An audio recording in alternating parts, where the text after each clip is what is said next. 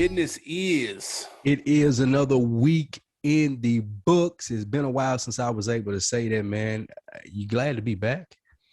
Absolutely, man. See OndeckTV podcast. Holler at your boy, Animal Brown, Animal_Brown, if you're looking for me on social media. I am Spike Lou on those same social sites. Holler at your boy. Hey, man, glad to be back in the saddle. Had to take a week or two off. No thank you to the powers that be trying to ban the snowmen. We ain't having that shit, though. We right back, man. Appreciate everybody sticking with us and that joined us for those lives. That was fun, bro. I was just about to ask you, how did you like the lives and doing that whole thing? It was cool.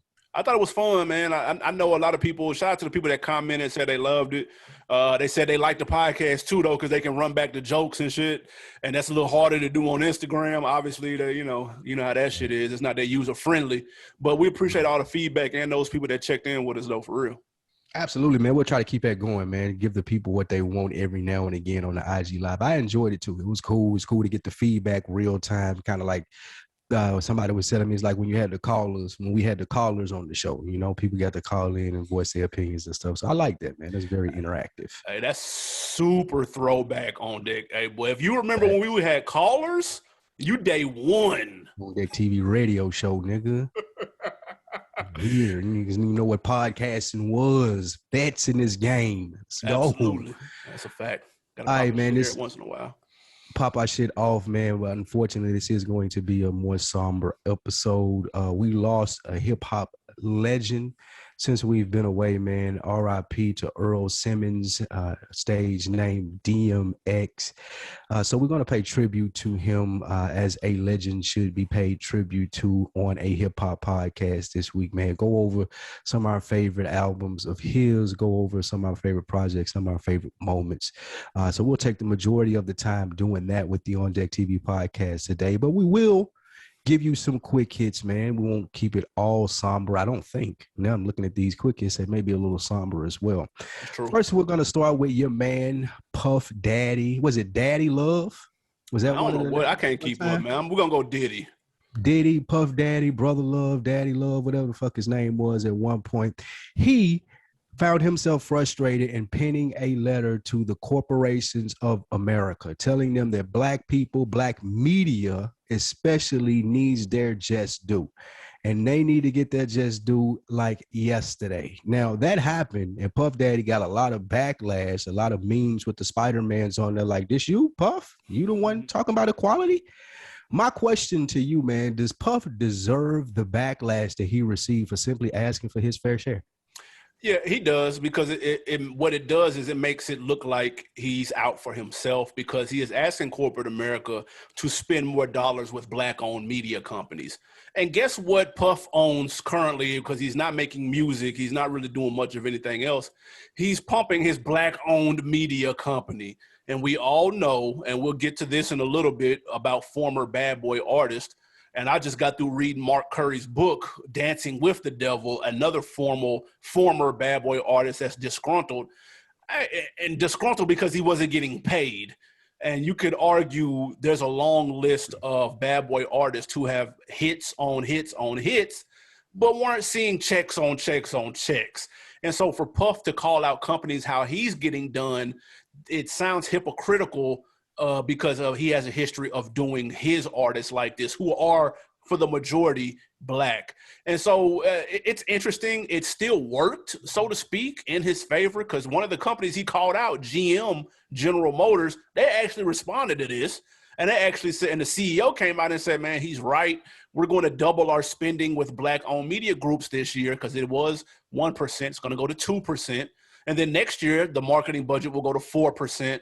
And then it will grow, hopefully, with a target of 8% by 2025, according to them. So it worked. He called out GM, and they kind of, they had to succumb to it. So on that edge, it worked. It might get him some extra dollars in his pocket.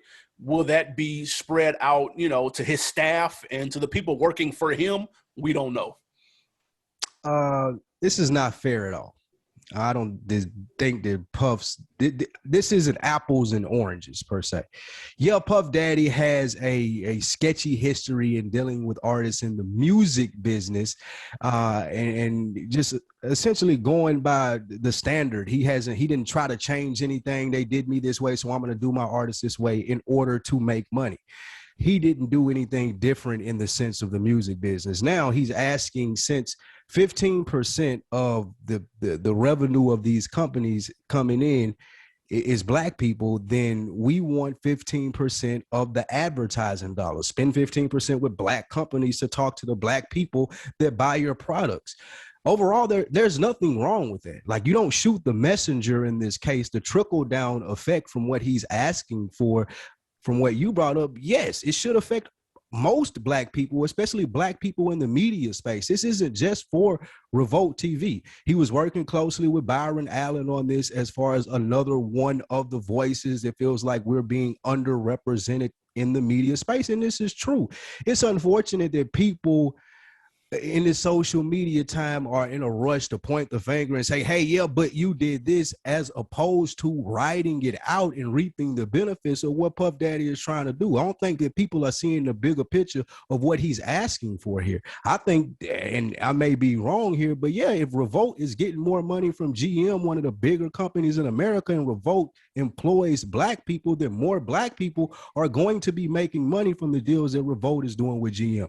I may be wrong there. I'm not necessarily saying that I'm right, but that would be the logical thought process. So I don't see why Puff Daddy is getting so much backlash for this just because people don't like his music business. The logical thought is that whoever owns Revolt is going to get more money. Now, whether that trickles down to the employees and the people that are, you know, on-screen personalities and whatnot, that's the jury is still out on whether that will happen. And Puff has a track record of not breaking down the bread, which is why people are like, man, practice what you preach, big dog. Like, come on now. Like, your music shit done dried up.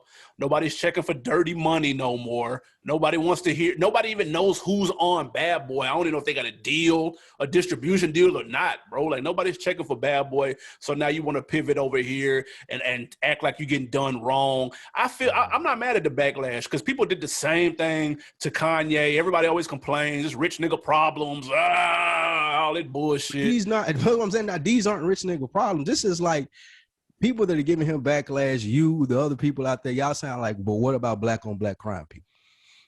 Yeah, Puff Daddy, he has a good idea. Yeah, other black people are going to make money off this, but what about what you did to these other people in the past? Who cares, dude? He's asking for his just due right now for a company that he's working in right now. It's karma. But he got it, though. That's what I'm saying. That's my whole point. You wouldn't be in this position if you paid Mace. No, he would be in this position. He wouldn't be, you're right. He wouldn't be here. He would be doing shit that he shouldn't have been doing in the music industry that would have made him not Puff Daddy. It would have made him some other scrub who didn't make it to building Revolt. He had to do what he had to do to get his TV deal. Now he's doing what he needs to do to continue to make money. And I don't think that's bad for black people.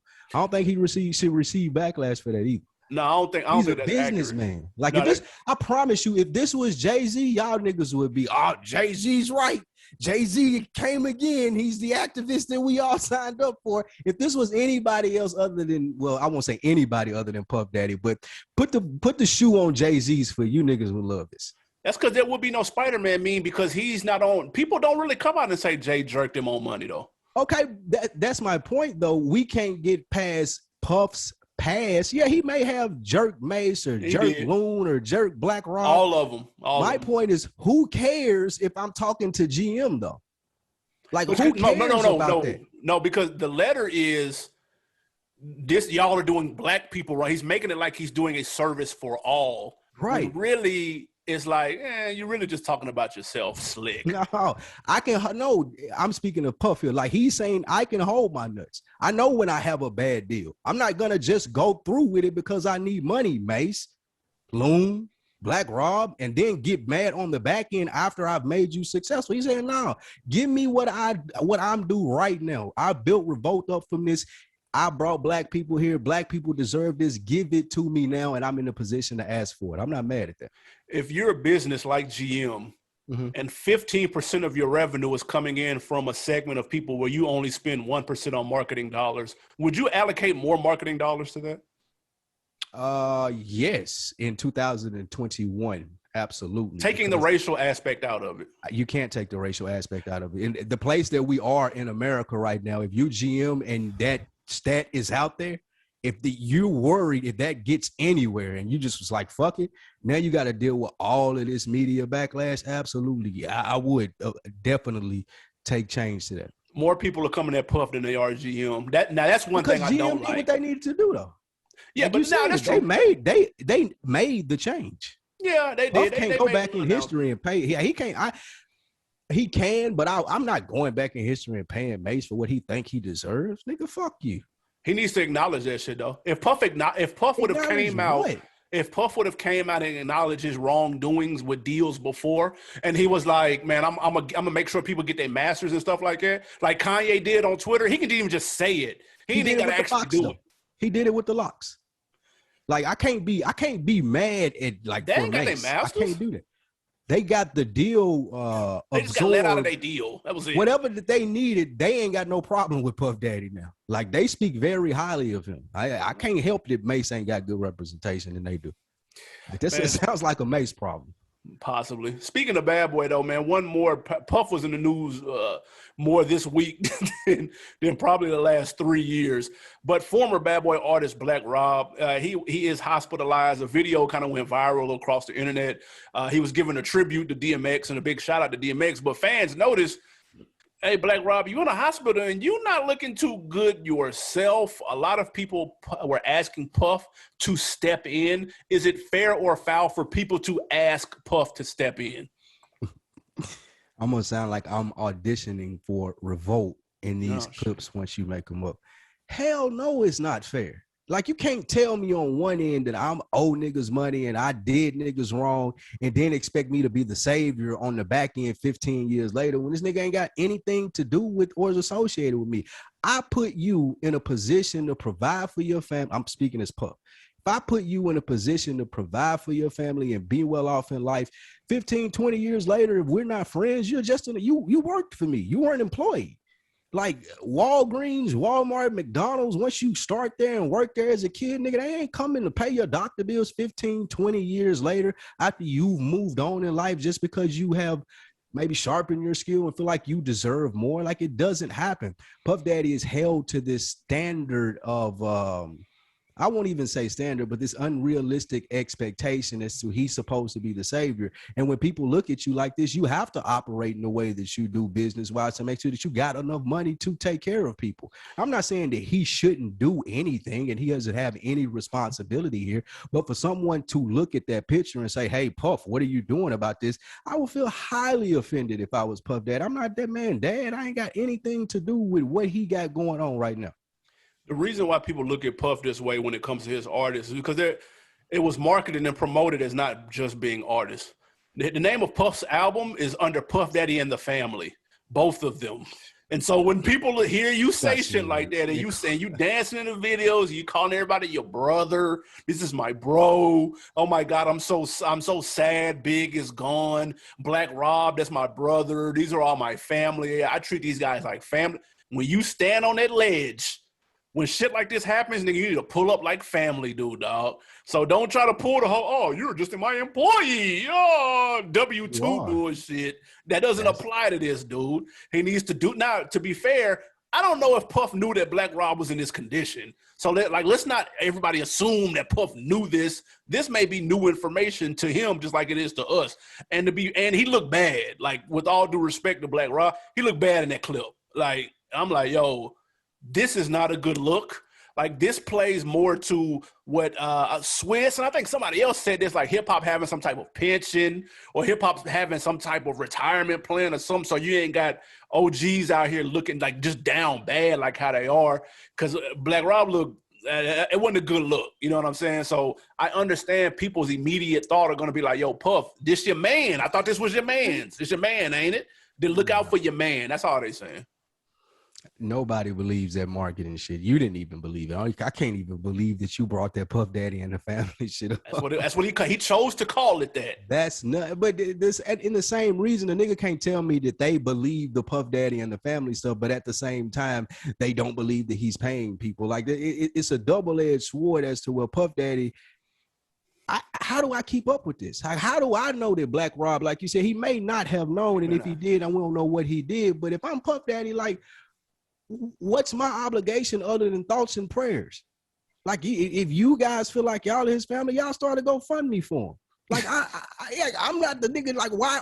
I have family too. I got like fucking bills and all of these things too. I'm sure Puff Daddy is saying. So what falls, like, how is my obligation still Black Rob 20 years later, regardless of the family? Not like this could be a family member. Like, there's only a certain amount of responsibility that you have over people's lives. Like, you can't step in and be like fucking Superman.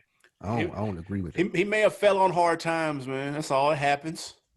Man, it happens. If Black Rob fall on hard times and can't get in touch with Puff Daddy for help, I don't think that's Puff Daddy's fault. I just don't see. I mean, if you go back and even look at old articles, Black Rob he's called Puff out several times.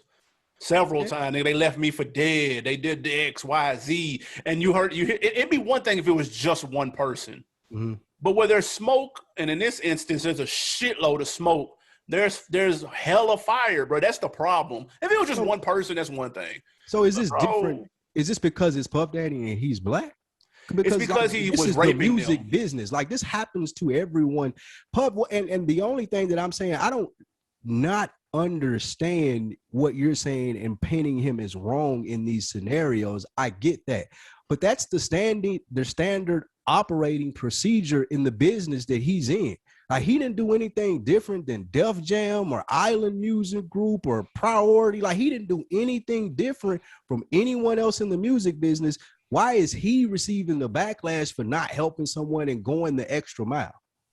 Because it's the way that he makes it like a brand. These people that you're talking about at Island, Def Jam, and Priority, you don't even know their names. Why? Because they play the cut and they stay low. And they stay low because they know they raping niggas, bro. And the second they stick their neck out, they get called culture vultures. That's what Dame was calling niggas out for. I don't think that makes it right, though. Like, just because if I'm hiding and people don't know my name and I'm still raping you, that don't make it better for you. That don't. But you can't put a name to it, though. That's why you can't put a name to it, because you don't know a name or a face. That's why they're able to do that. If there was a name and a face, people would do the same thing. You think? I mean, I do, but they're not Def Jam. Like Leor Cohen and people. He gets called out all the time, bro. People call Leor Cohen out all the time. My point is, artists that have worked with him have been in similar situations that Loon has been in, and I didn't see anyone saying, "Well, where's Leor? Why he ain't doing anything? Where's Rick Rubin? Why he ain't doing anything?" Even with Russell Simmons, like, people have been down bad that have worked under all of these people. They don't get the same backlash. They don't. So why is Puff getting the backlash? Because the rumors are heavy with them, bro. Who has came out and said Russell? I'm not buying that. I was about to say who came out and said Russell raped me, but that's. Whoa. There's a whole list of people that said that.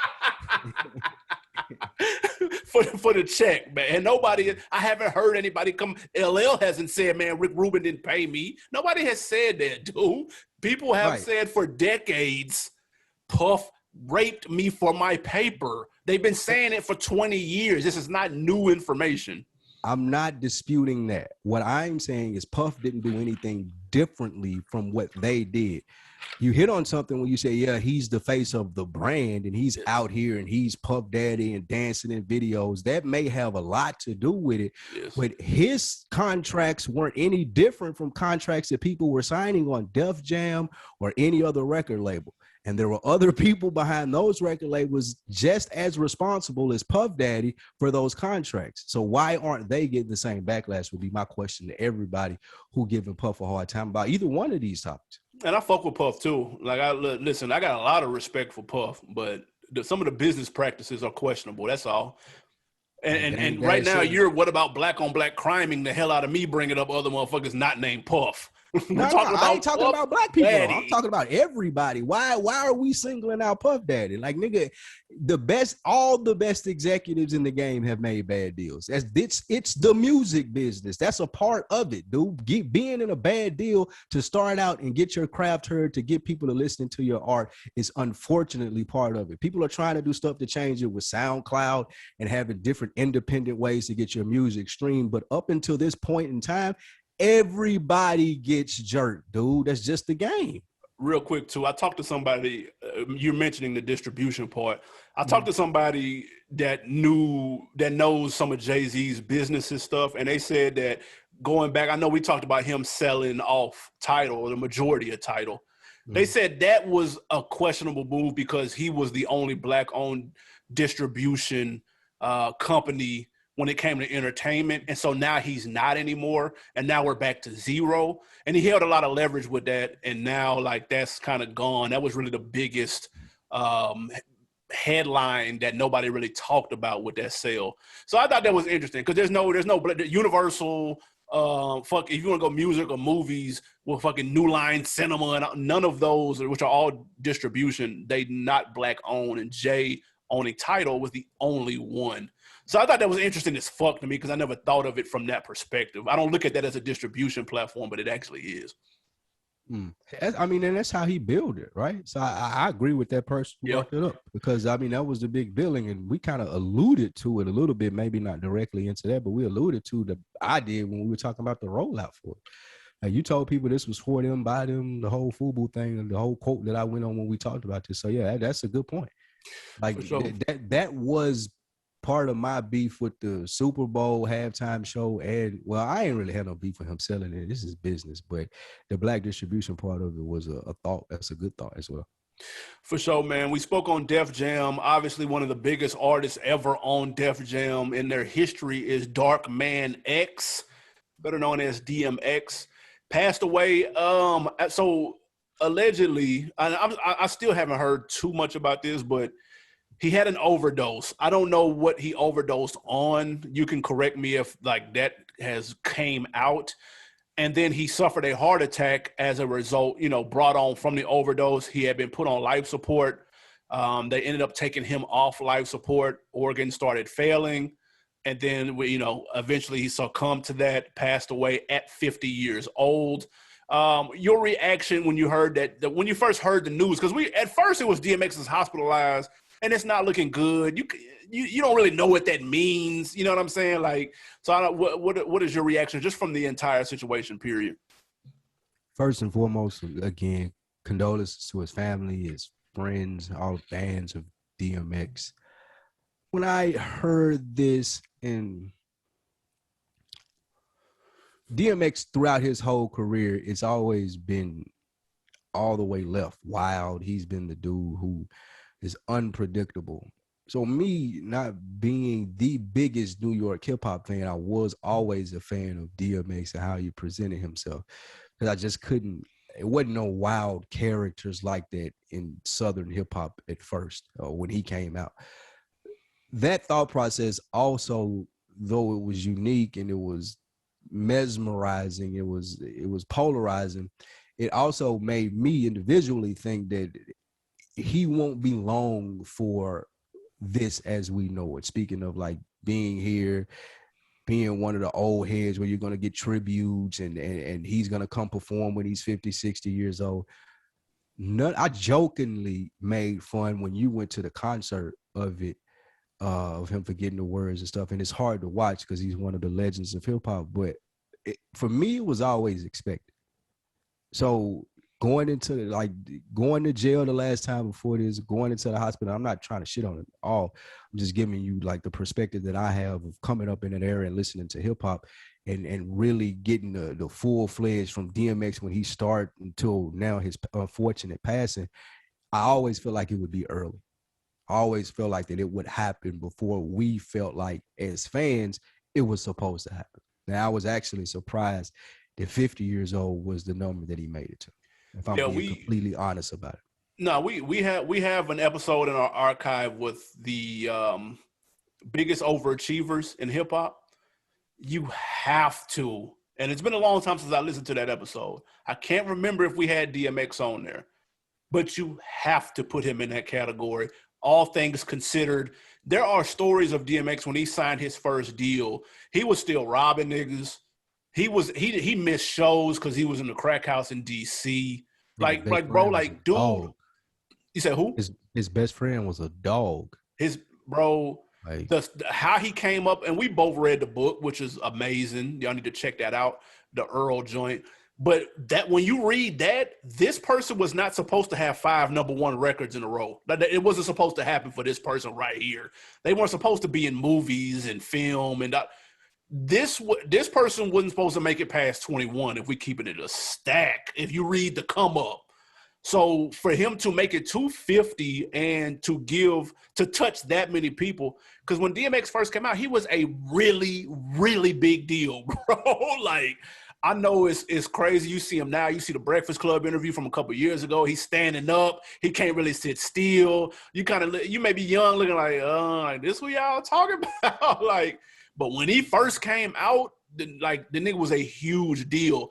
So I say that to say, when I was reading, I knew the very first day that the story broke that he wasn't going to make it out, unfortunately. Because when you get on life support, dude, bro, it takes a miracle to make it off of there. And not to say miracles don't happen, they do. But man, like to say it's not looking good is an understatement. And then because what happens is when you get medicine to treat one thing, yet medicine is usually very powerful and it affects another part of your body negatively. And you're not strong enough at the time because I don't know how healthy DMX was, but he had a lot of drug use during his life. So I don't know what his immune system and all that extra shit was hitting on. But usually what happens, your organs start to break down one by one, a lot of times due to the meds that may be saving another part of your body.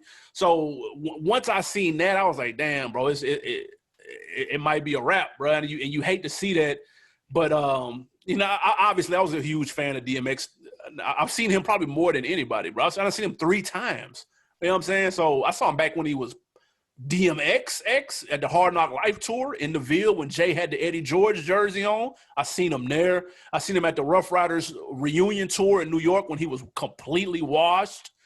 And I mean, people were walking out on his set. That's how washed he was. And I saw him again for the 20-year It's Dark as Hell is Hot reunion tour down in Atlanta when he looked much better. He had the energy. His voice was back. He was back. I was like proud as if I knew the nigga. Like it's good to see a redemption story, and you root for people like X, bro. So this was a tragic, you know what I mean? But I like to see how people were showing up for him on social media and showing a lot of his old videos, some of his funny moments. You saw the video with Woodstock where he literally was in front of the entire world like performing. Like that image is nuts. But you saw a lot of people like Game too, though. Like, did you see what Game said? I didn't. The Game came out and said, so this is what it takes for people to get their flowers. Now they got to die, and I was like, bro, and they were wearing him out. Wait, what? He said what? Also, somebody got to die to get their flowers, and man, make sure y'all give me mine while I'm here. I don't want all this love after I die. I was like, bro, like, first of all, I don't even understand what that means. There's always one person that's quick to pull that, this is what it takes to get love card. But like, bro, this doesn't apply to DMX in my opinion. I was just about to say, let me tell you one thing that I've never heard anyone say. I don't fuck with DMX. That's a fact. I've never, like, niggas might not like his music. Niggas right. Like, may not, whatever, but I never heard him about, I don't fuck with dude, man. I just don't like his personality. Like, I never heard anyone not give him his flowers. But this is just Game's way of doing Game type things and getting, like, he always try to insert himself in the headlines to stay relevant. He trying to make up for that lawsuit. Shout out to Jason Taylor, man. But like, here's why people wore him out for that. In this past year alone, just this past year, DMX had a 9-hour interview on Drink Champs. He had a versus battle where flowers were giving abundantly the entire 3-hour versus battle with Snoop Dogg. Nigga, the Rough Rider Chronicles came out.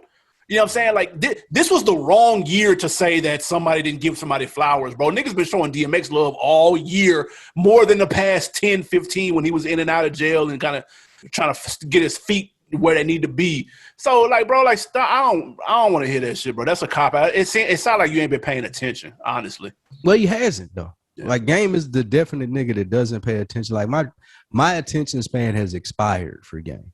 Like, there's nothing. I had a great album that came out the last time that he was rapping. And other than him rapping, like, I promise you, there's nothing the Game got to say that I want to hear. Yeah. Promise you. That's fair. Unless he talking about old G Unit shit. With G Unit being mentioned and that being said, in my lifetime of consuming hip hop, excluding like extraordinary people like Drake and Tupac, DMX, 50 Cent, Jeezy, and Nelly are the 4 biggest impactful artists that I've ever seen. Like, okay. Those were Nelly, of course, did what Nelly did. It was on more the pop level. DMX, Jeezy, and 50 all kind of brought a different type of street element to the game. Like, streets, of course, always existed in hip hop and rap. But when I was trying to think of a comparison of who DMX reminded me of and what it was like 50, it was like Jeezy, it was like drill music. It was like Chief Keef, but for like the Rough Riders in the videos on the bikes, the Bulldogs. It wasn't necessarily the guns that we seen in the Chief Keef videos, but that was our era's version of that. That's where we seen those things happen when you was like, damn, I bet them Rough Rider niggas, boy, they roll up. I bet it's a rap. Like niggas say about the 300 and the old block niggas now. So if kids are looking for a vantage point to see, okay, why y'all, like you said, the Breakfast Club interviews and this old nigga seem like he wild. And if you want it put in perspective, think about like what you see when you see a Lil Durk out on old block with all his niggas, or King Von or Chief Keef. Like that's, or even the Brooklyn niggas. I can't think of their names right now. What's their names? You talking about like Drill, like Fabio and them? Yeah, Fabio, like that whole like that look that came from DMX and Rough Riders. That's where that started at in hip hop. That's like, before that, it wasn't as cool to see that like grimy, these niggas will fucking kill you on the screen and in the videos. Like it wasn't there. Like as rough as Cash Money was, as rough as No Limit was, them niggas was like flashy. Like we were Southern people. Like we happy to show y'all we got Versace and we got money and these diamonds on. DMX was the first nigga like, nah, nigga, I got my dog. I got these jeans, nigga, this chain, not no fucking other chain either. I got a real chain link fence. And this is what I'm coming to the video with, bro. And that's what started that like drill, hard-nosed video, in my opinion. And don't you're not. I don't want nobody to get it twisted. You're not saying the sound, not the sound. No, the sound is not comparable at all. DMX is not like, I know they try to say drill people can't rap or whatnot. DMX was bodying niggas in battles and shit before he popped off. But I'm just talking about the look and the feel of what Rough Riders was and who DMX was. If you're looking for some type of like reference points, that's what it felt like. That's what it was for our generation. Like when we seen that, we was like, oh shit. Yeah. And like you said, it came when an era, speaking of Puff, that's when Puff, it was shiny suits, it was dancing in the video, it was samples and fun music. And DMX came out, man, it wasn't nothing like dude. I'm talking about nothing like niggas dude. Wasn't growling on no tracks. And bro, like, that where my dogs are there in the tunnel.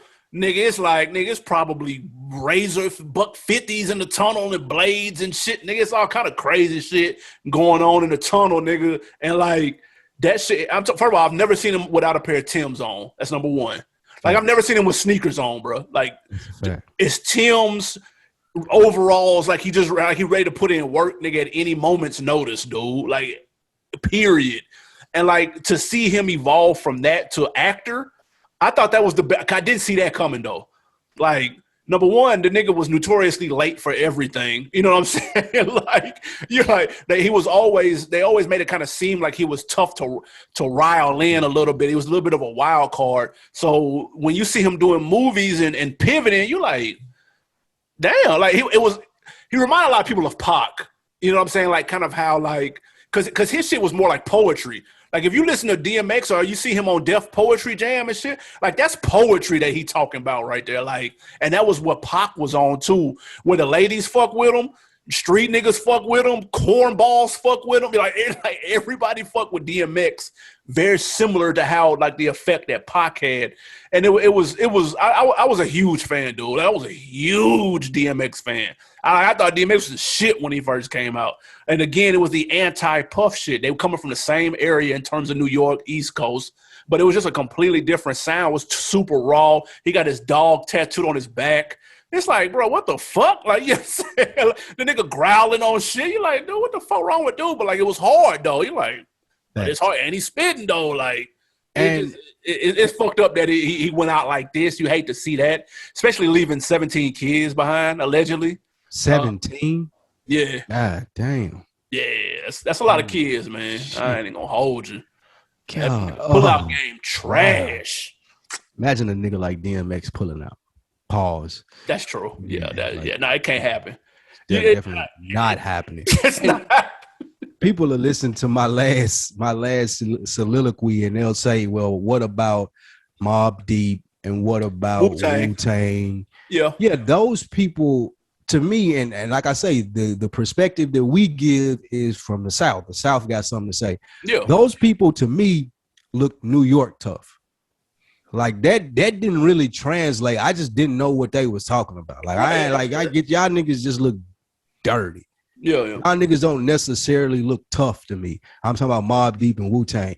But when DMX came, that nigga looked tough. I was like, okay, that's the nigga that you don't want to run into. Like I didn't, and so the grime and the grit of New York, yeah, it was there with Mobb Deep and it was there with Wu-Tang. I thought about that after I said that, but it didn't translate down here to me, at least, like DMX did. And it had to do with what you said of how good of an MC was, his delivery, his bars, it being poetry. Because you listen to this shit, I personally get lost in a Mobb Deep album or a Wu-Tang album because it's too much New York slang for me. I don't know what they talking about.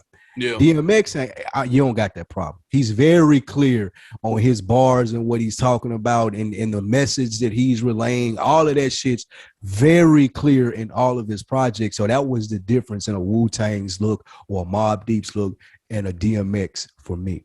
I agree. Remember when he came out, he dropped 2 albums in 1 year. Remember how unprecedented that was, dude? Like, that was a huge deal. He was like a mutant. Nigga, within 9 months, 2 albums. Like that was like he was like a mutant, nigga. 2 big boy albums too, though. Like #1 albums. Yeah. Did you buy those when those came out? Hey, of course. I was late on DMX. The first DMX project that I bought was the Flesh of My Flesh, Blood of My Blood. Yeah, that's the second one. Yeah. That shit was riding, though. Yeah, that shit was tough. I remember going to Best Buy and picking that up. Buy Black, not Best Buy. But I remember going to Best Buy and picking that up. He looking at 7 studio albums, 23 million albums in the United States sold. That first album did 4.8.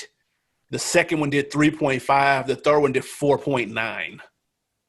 So out the gate, like them big dog numbers back in, dog. Like bro, like that's when you had to go out and physically go cop something. You probably had to cop something more than once because it probably broke, or you know what I'm saying, you lost it. Like that shit is crazy. So, and that goes to the point of what I was saying earlier. This nigga sold 23 million records, and they tell me that you only need one record, one platinum record to live off of for the rest of your life. Yeah. And here we hear DMX out here struggling, not being able to get this done, houses being foreclosed on. Yeah. But he's had a lifetime worth of music living off of 23 times, like 23, what'd you say, #1 albums or 23 platinum hits? Yeah, he had 23 million. He had 5 #1s and a number 2. They say if you sell 1 million records one time, you should be able to live off that for the rest of your life. Of course, not when you have 20 kids. Exactly.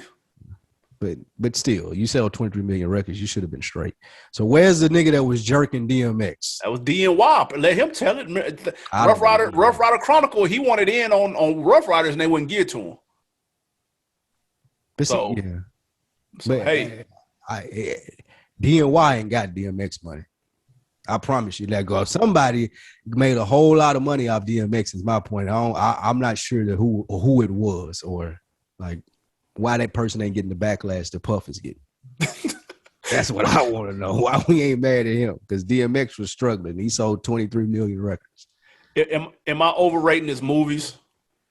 Yes, you ain't even got to. What? You are. You're 100%. He made solid movies. You got the worst movie. You're starting to develop the worst movie taste of any person that I know. Though. What? You like Romeo Must Die?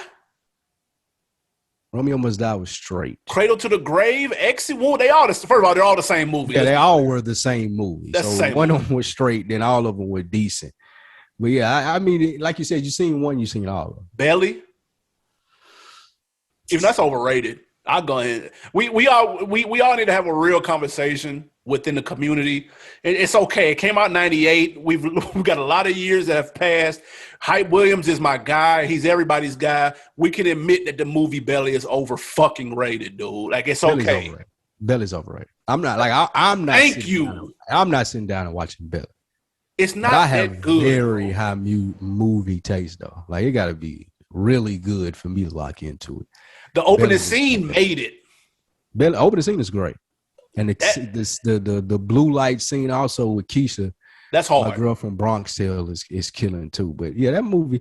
What the movie looks like it was made by a music video director. That's what it looks like. It looks like it was made by a music video director, in which it was. Like the dialogue, everything about that movie says, "Hey, I make music videos." I agree. That's true. I just want people to understand. Relax. Would you be here for a Belly remake? Fuck no. What if they made it Belly good? Like, what if they got like? You remember that? No, I don't.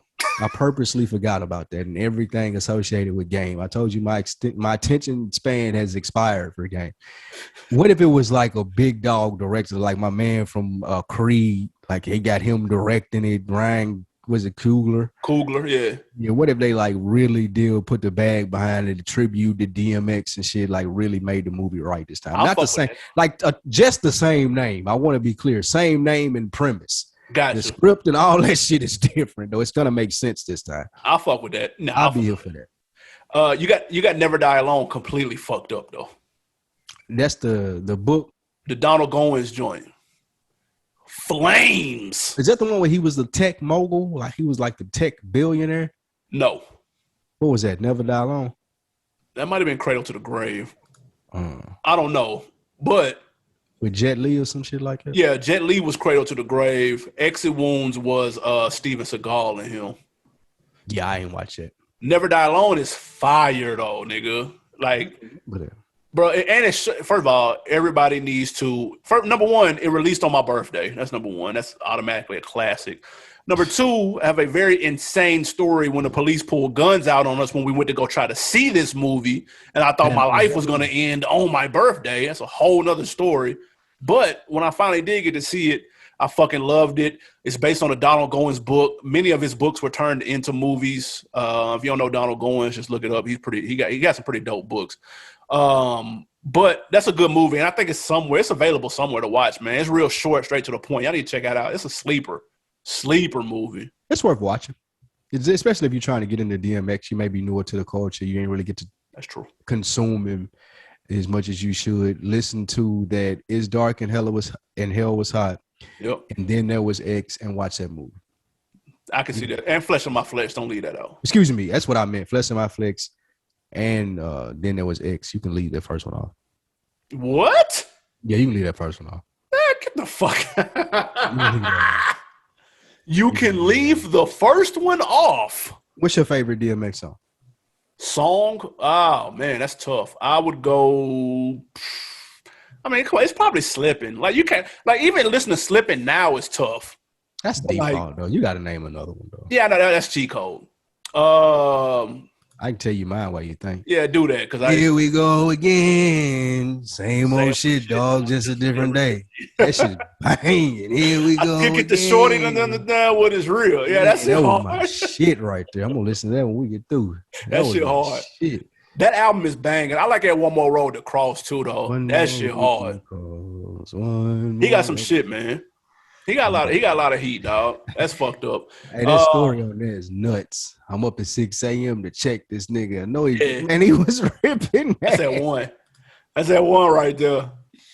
Is he? Shorty getting high. I know he getting high because he ain't getting by. Man, he was ripping that, man. If somebody said DMX was on their Mount Rushmore, would you be mad about that? Yes. What if there was two Mount Rushmore? Could he be on the second Mount Rushmore? DMX is he had the benefit of being in the golden era of hip hop. We'll never see that again. What you and I were able to witness when DMX was hot, going into 50 Cent, post Jay-Z time. We will never see that again. So DMX had the benefit of that. So I say he's my second ballot Hall of Fame. That would be the metric. Yeah, he about second ballot. Like if we're saying that Hall of Fame is what 6 entries and you do it once a year and the first 6 went through and then the next 6 came through. That's fair. DMX was on there. I would not be mad at that. No, I can respect that. I can respect that. Third at the worst. Like that's at worst. At worst. Man, y'all let us know. Let us know some of y'all favorite DMX stories, projects, songs, movies, the whole 9, man. Make sure you leave a comment at OndeckTV Podcast on Instagram or youtube.com/realville. Leave some comments there as well. Let us know your favorite joint. Let's get to some wins and losses, man. This is our first time back in the saddle. We just didn't want to do one full singular topic episode. We haven't given y'all a podcast in a couple weeks. Didn't want to cheat you. So we're going to do some wins and some losses, man. Is this me or you? This is me. We got the first W going to your man's, the baby. He is holding a job fair for his record label, man. This was very, very dope, in my opinion. I've always not wondered, but it's like a long. Always hated. You've always hated on the baby. On the baby? He ain't even worth it. That nigga think he the best rapper in the game, which is laughable. Nigga said that on 2 tracks that I heard. No idea what he's thinking. But I do love this, though. I do love this and him opening the door for people that want to get into the music business, man. Like, it's hard to get into the music business with a reputable job where you're making money and getting connections if you don't already know somebody. So this is fire to me. Man, people sleep on the baby. They talk about he gonna be here today, going tomorrow. He can't switch his flow up. Blah blah blah blah blah. I've said this a million times. He's got the it factor, and part of having the it factor is having the mind for doing things like this. His record company is $1 billion Baby Entertainment. They hosted a paid internship job fair in his hometown of Charlotte, dude. Like, this is brilliant. Like, why more people haven't done this, I don't know. But he is taking that record label thing really seriously. He did an interview with XXL with his roster. Like, he's taking it really serious, trying to get in a boss position. And that's the part that people left out when they talk about the baby. It's the it factor, and this is part of it. And this is happening quick, man. Like, Lil Baby talking about his artist and his label, Baby talking about art. Like, I feel like these niggas just came out yesterday. God, it's a new day. This shit happening quick, man. This shit did not used to happen back in the day. Niggas was rapping for 10 hours before they got a record. Man, before they had the crew, and this is my nigga that I'm signing and shit. God damn. W to LeBron. Your man is remaking the classic hip-hop movie by Kid and Play, House Party. Are you here for that? Man, you know what? I know people don't like to touch classic movies, and also people are tired of rehashing classic movies and making sequels. We just heard that with Coming to America, which had mixed reviews. But no, this is cool. Fuck that. I'm here for this. I'm interested to see what this would look like. Do they keep it in the 80s, or do they do this in a 2000s or 21st century style? I'm interested to see what they're doing, man. LeBron, his media company does good work, though. They have some pretty solid TV shows, man. So, yeah, I'm interested to see what that is. Well, they got The Shop. They got The Shop. Survivor's Remorse was pretty good, too. Like, that was on Showtime? Yeah, that was pretty good, actually. Yeah, Showtime. And it's actually in syndication on BET now.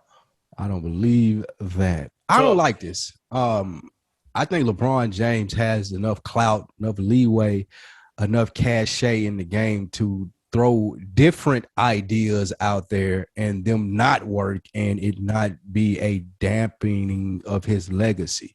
Like, bro, this is a layup. I don't want people to do layups. Give people with ideas, different ideas, opportunities. I'm not saying that he doesn't. Like, I man got a whole school. I'm nitpicking here. I'm going to see this when it comes out, but I really wish that LeBron James, of all people who can, like, he can try shit and fail, and he's still gonna have a lot to fall back on. Try some new stuff, man. Don't make it just Space Jam 2 and House Party 5. Like, just try some new stuff. Like Survivor's Remorse was great. There's some layups. Yeah, you can mix the layups in with the threes though, man. Like that's all he doing. Just mixing it up. True. That's fair. All right, next we have a W2 Wale and YG both releasing brand collaborations this week. Wale going with WrestleMania, his Wale Mania, and YG with K-Swiss and centered around his hood in Compton. Are you here for this? Man, I really like the YG collab, dude. And I can't believe I'm saying this. But the Compton City the Compton Country Club, that's hard. I fuck with that. That's dope. Who? K-Swiss though? Yeah, obviously I'm not rocking no K-Swisses, but I like the concept behind the movement. I think that's cool because you don't associate country clubs with Compton. And I think you can do a lot with that branding. And I fuck with that. I think that's pretty unique. The shoes I would never put on my feet. They can't make it to these size 12 and a halves ever. However, I still think it's cool. And it's smart to team up with a brand that needs somebody like YG. K-Swiss needs all the leverage they can get, so they probably overpaid for him. And if I'm YG, I'm taking that. Let me get that. I'm not. I ain't working with K-Swiss on no means. Shit. Well, I say that now. They come to me with a big check, I will be there. But I ain't never wore K-Swiss. If I'm YG, I'm not doing it. Me Spike can't you see YG K-Swiss doing it, though? Yes. That's what I'm saying. He'll wear some shit like it, though. Yes, he would. You're right. Yeah. Shout out to the country club memberships, man. I've been researching them, thinking about joining one. How much do you think that will run you? Is it a month or a year? You can do either. 100 a month. That's fair. Yep. About 1,200 a year. I thought it would be more expensive. Now, of course, that's like normal ones. I ain't talking about the big dog. Like, you ain't talking about the Compton Country Clubs, goddamn it. No, I ain't talking about the Compton Country Club or where they play the Masters at this weekend. But lastly, we got an L to your man's Gunna this past weekend. I'm not sure if it was down here in the A or not, but man, when you want to talk about getting to the money, he was really getting to the money. Brink's truck did a hit and run, allegedly hit his Lambo and kept it moving on Gunna, and he was highly upset about this. Yeah, I don't believe this. But it sounds like a cool story. Don't it sound like some of him makeup, man? Nigga, shit, nigga, Brink's truck done hit me, nigga. You know what I'm talking about? Nigga, can't nobody touch me but the Brink's truck. Like, stop, bro. Like, that sound like some of nigga makeup. Ooh, that is some Atlanta cap right there, boy. That's some strong Atlanta cap, nigga. On another note, though, he is the one rapper I can think of right now off the top of my head who people fuck with, and I just do not get it. You know, there's always that one. You're like, I don't get it. I don't get it with Gunna, bro. I can't get into his shit. I've tried on multiple occasions. That shit is some. You don't think he can rap? You don't think he sound good? Nah, I think his shit is trash. Really? Yeah, it don't do nothing for me, bro. Is there a rapper that people like that you like? I don't get it. Yeah, the baby. Fuck out of here. The baby. That's an easy answer. No, if I had to answer, well, actually, no, I know why people like him because he can rap, but he gets a lot more fanfare than I would give him. That's your man's in Dreamville. What's his name? J.I.D. J.I.D.? Yeah, J.I.D. get a lot of love, and I really don't understand it. He's a good rapper. Does he, though? I don't think he's a superstar. Yeah, I hear a lot of people talking about J.I.D. Yeah, a lot of different podcasts I listen to. He's up next, and he's got diss tracks for everybody in the game. Like, nigga, so fuck. I don't want to hear that shit. I don't care, nigga. I don't want to hear that or Gunna lying about getting hit by a Brinks truck. On Decker of the Week. Shout out to YouTube, man. Appreciate you guys hopping on there and making comments. 404 creators kept it short and to the point. Said, love what y'all are doing, end quote. Cool. We appreciate that, 404 creators. Keep doing your thing because it looks like you're creating as well. But we appreciate the love, though. Absolutely, man. We always appreciate the love. You guys also rate, comment, and like. Let us know how you feeling out there about the show.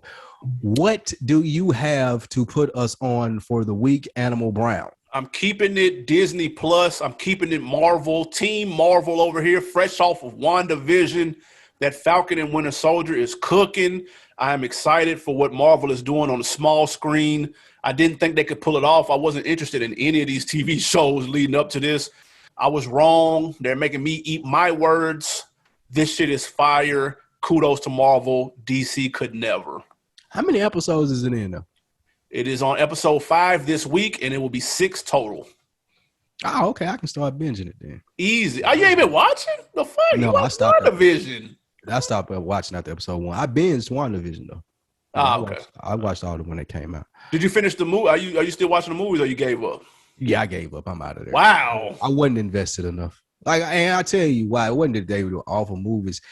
The universe just isn't in depth enough for me. Like, what? I was asking you, like, with Game of Thrones or what's the shit, To Kill a Mockingjay or whatever the fuck those movies are. Hunger are. Games? Yeah, like when you read the books and you do all the little YouTube shit, like it's different tribes and people, and like that's really, really deep, and that's fascinating to me. Marvel, I can't find all of that. You know, it ain't that shit exists though.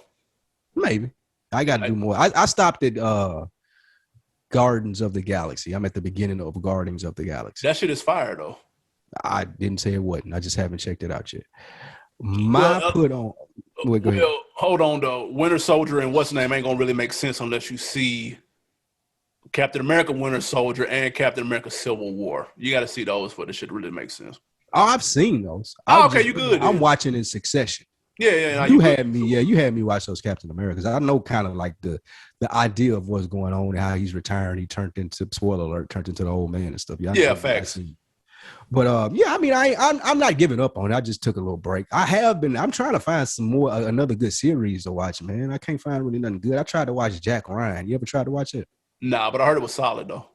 It ain't bad. I like Jim. He a dude from The Office. Like, he good. I like him as an actor. But my put on over the weekend, the Masters tournament, man, I was locked in. I watched all of it. I've never watched the whole golf tournament before, but my put on is that 2K golf on PlayStation 4. I got that over the weekend, had the itch after watching the Masters, and it's pretty cool. You got to cut it down on easy, though. Like, if you ain't no avid golfer, like, don't go try to play that shit even on medium, nigga. That shit fucking frustrating as hell. But playing it on easy was pretty fun, and I plan on getting into golf a lot more this season, man. So that 2K golf is going to help me get my bearings about me before I hit my country club visits, man. So step the PS game up, man. Trade that 4 and get that 5, man. Welcome to the 21st as soon as they're available. You got the digital version? Yeah. I didn't know they had them for $3.99. I'll cop that if I can find it. Yeah, tough. They out? Like, you can find them somewhere, like at retail? Absolutely not. How long before I could find a PlayStation? You have to just catch them slipping on a restock. They restock them pretty often, air quote. They restock them more often than they were last year. What do I look like online? Just like PlayStation Reloads, Best Buy or something? Yeah, like IGN or certain Twitter accounts. They'll let you know when they drop. You got a Costco account? Yes. They be dropping on Costco, though, and you can only be a member to get those, so those take longer to sell out when they drop. You got the digital or the other one? Digital. I'm getting that. Yeah, I get the digital one. Shout out to our guy, Sean Walsh. I know he's loving this video game talk right now, man. Rock City in the building. Also put on to Snow School is back. Man, we took a week off for Easter. Didn't get to get that episode in. Scheduling was crazy, but we are back. You joined me on this one, man. You and I got to do our 1-2 thing on the latest episode 8 of Snowfall. Join us for Snow School, man. That episode is dropping now, actually. It's out. Absolutely, man. Again, support the real. YouTube.com/RealVille, Patreon.com/RealVille. Make sure you check out the latest movie reviews that we got up, the latest album reviews, the FSP. They got sports content, Fresh and the Average got fashion content. Patreon.com, and that's where it's at, man. Appreciate y'all for supporting the real. Until the next time, we are out. Yeah.